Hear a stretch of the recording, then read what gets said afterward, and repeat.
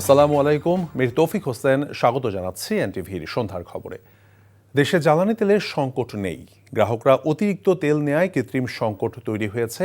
জাতীয় সংসদে এমন কথা জানিয়েছেন জ্বালানি মন্ত্রী ইকবাল হাসান মাহমুদ টুকু। এদিকে স্বরাষ্ট্রমন্ত্রী সালাউদ্দিন আহমদ জানিয়েছেন, জুলাই যোদ্ধাদের সুরক্ষা অধ্যাদেশ সর্বসম্মতিক্রমে সংসদে বিল আকারে পাশ করার বিষয় ঐক্যমত্য হয়েছে। সেলিম মালিকের রিপোর্ট।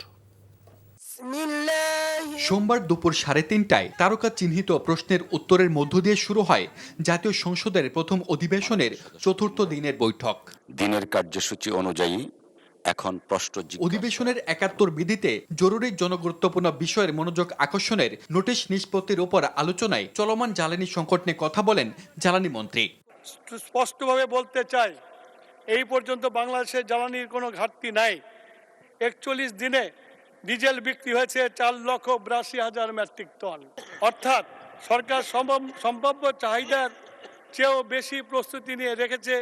পর্যাপ্ত জ্বালানি থাকায় অন্য দেশের মতো এখনও রেশনিংয়ের পথে হাঁটছে না বাংলাদেশ, এমনটা জানিয়ে তিনি বলেন, ভবিষ্যতে জ্বালানি নিরাপত্তায় গ্রাহকদের সচেতন হতে হবে। প্রয়োজনীয়তে জ্বালানি সংগ্রহের মাধ্যমে মজুদ প্রবণতা থাকায় সংকট কৃত্রিমভাবে তৈরি হয়েছে। এই ধরনের অপকর্মের রোধে জনগণের স্বার্থে রক্ষার্থে আগামী প্রশাসনের প্রয়োজনে আরও কঠোর হতে দ্বিধাবোধ করবে না। এদিকে সাংবিধানিক আইনের মাধ্যমে জুলাই যোদ্ধাদের সুরক্ষার আশ্বাসের কথা জানান স্বরাষ্ট্রমন্ত্রী।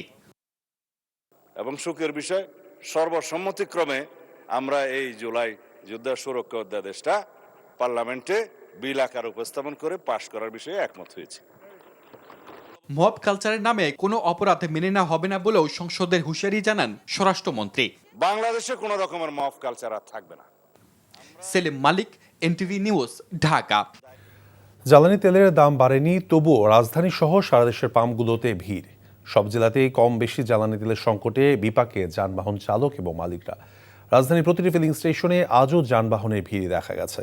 তেলের বিপণন কোম্পানিগুলো বলছে সরবরাহ স্বাভাবিক, আর নীতি নির্ধারকরা বলছেন দাম বাড়ছে না, তবুও পাম্পে হামলে পড়াতেই কৃত্রিম সংকট তৈরি হচ্ছে। চট্টগ্রাম, নাটোর, চুয়াডাঙ্গা সহ কয়েকটি স্থান থেকে অবৈধভাবে মজুত করা বিপুল পরিমাণ পেট্রোল, অকটেন এবং ডিজেল জব্দ করা হয়েছে। তেল মজুদের অপরাধে নাটোরের সিংড়ায় এক ব্যবসায়ীকে 1 লাখ টাকা জরিমানা করা হয়েছে। চুয়াডাঙ্গায় আটক করা হয়েছে 4 জনকে। জ্বালানি তেল মজুত প্রতিরোধ, বিপণনের শৃঙ্খলা রক্ষা এবং নিরবচ্ছিন্ন সরবরাহ নিশ্চিতে সিলেটের 2টি ডিপো সহ সীমান্ত এলাকায় সার্বক্ষণিক পাহারায় বিজিবি মোতায়েন করা হয়েছে। এছাড়া ব্রাহ্মণবাড়িয়া, রাঙামাটি সহ দেশের অনেক পাম্পে পুলিশের পাশাপাশি সেনা মোতায়েন করা হয়েছে।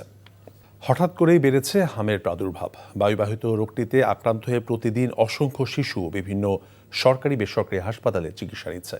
সারা দেশে এ পর্যন্ত 674 জন হামে আক্রান্ত হয়েছে। সবচেয়ে বেশি ঢাকায়, আর কম আক্রান্ত হয়েছে রংপুরে। শিশুদের জ্বর, সর্দি, কাশি, পাতলা পায়খানা ও নিউমোনিয়া নিয়ে হাসপাতালে ছুটছেন অভিভাবকরা। শহর কিংবা গ্রাম সর্বত্র ছড়িয়ে পড়েছে এই সমস্যা। সপ্তাহ পার না করতেই শরীর জুড়ে দেখা যাচ্ছে র্যাশ, একই সাথে চোখের প্রদাহ। প্রাথমিকভাবে হামের লক্ষণ দেখা দিলে রোগীকে আলাদা করার পরামর্শ দিয়েছেন চিকিৎসকরা। হাম রোগীদের জন্য আইসোলেটেড বেডের স্বল্পতা দেখা গেছে। স্বাস্থ্য অধিদপ্তর বলছে, বছরের প্রথম 3 মাসে সারা দেশে 674 জন হামে আক্রান্ত হয়েছে। 6 মাস থেকে 10 বছর বয়সী শিশুদের হামের টিকা দেওয়ার কথা জানিয়েছে স্বাস্থ্য অধিদপ্তর। হামে আক্রান্ত মুমূর্ষু রোগীদের জন্য অতিরিক্ত ভেন্টিলেটর ব্যবস্থা এবং নার্স নিয়োগ দেওয়া হচ্ছে বলে জানিয়েছেন স্বাস্থ্যমন্ত্রী সরদার মোহাম্মদ শাখাওয়াত হোসেন। টিকা সংগ্রহ করতে ইতিমধ্যে 604 কোটি টাকা বরাদ্দ দেওয়া হয়েছে এবং এসব টিকা ইউনিসেফের মাধ্যমে সংগ্রহ করা হবে বলে জানান মন্ত্রী। আজ সচিবালয়ে স্বাস্থ্যমন্ত্রী এসব কথা বলেন।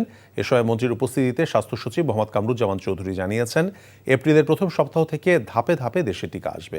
এর আগে স্বাস্থ্যসেবা বিষয়ে মার্কিন সহযোগিতা নিয়ে ঢাকায় নিযুক্ত মার্কিন রাষ্ট্রদূতের সাথে বৈঠক করেন তারা।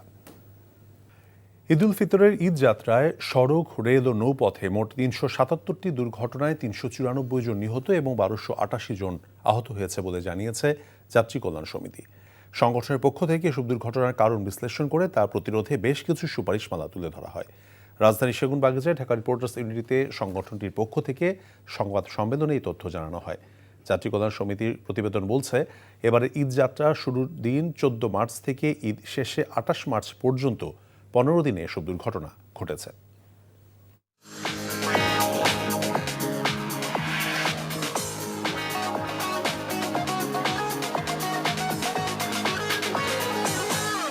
মার্কেন্টাইল ব্যাংক অর্থনীতির খবর। চট্টগ্রাম বন্দর জিরো ওয়েটিং টাইম অর্জন করেছে। এটি একটি গুরুত্বপূর্ণ মাইলফলক দাবি বন্দর কর্তৃপক্ষের, যার ফলে জাহাজগুলোকে আর বহির্নোঙরে দীর্ঘ সময় অপেক্ষা করতে হচ্ছে না।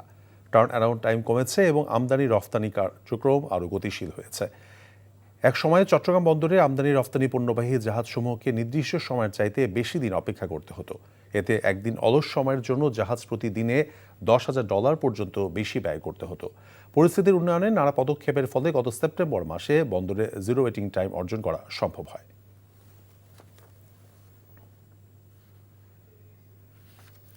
সন্ধ্যার খবরে আবারও বিরতি নিচ্ছে, আরও খবর আরেকটু পর। ইউক্রেনে রুশ বিমান হামলায় 5 জন নিহত, আহত 14 জন। এএফসি অনূর্ধ্ব 20 নারী ফুটবলের জন্য প্রস্তুত বাংলাদেশ, থাইল্যান্ডকে রুখে দিতে চায় আফিদার দল।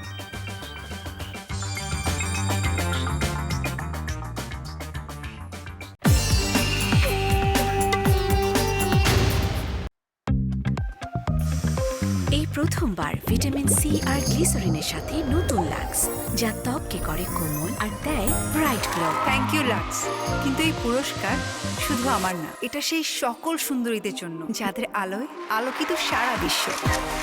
নতুন লাক্স দেয় ব্রাইট গ্লো। আমরা চঞ্চল, আমরা অদ্ভুত। এ ছিল সন্ধ্যার খবরে। এই খবরের ভিডিও শো আপডেট জানতে ভিজিট করুন এনটিভি অনলাইন www.ntvbd.com। এছাড়াও এনটিভির জনপ্রিয় সব অনুষ্ঠান এবং খবরের আপডেট জানতে ভিজিট করুন আমাদের ইউটিউব এবং ভেরিফাইড ফেসবুক পেজ। রাত 10:30টায় রাতের খবর দেখার আমন্ত্রণ রইল। ধন্যবাদ সবাইকে।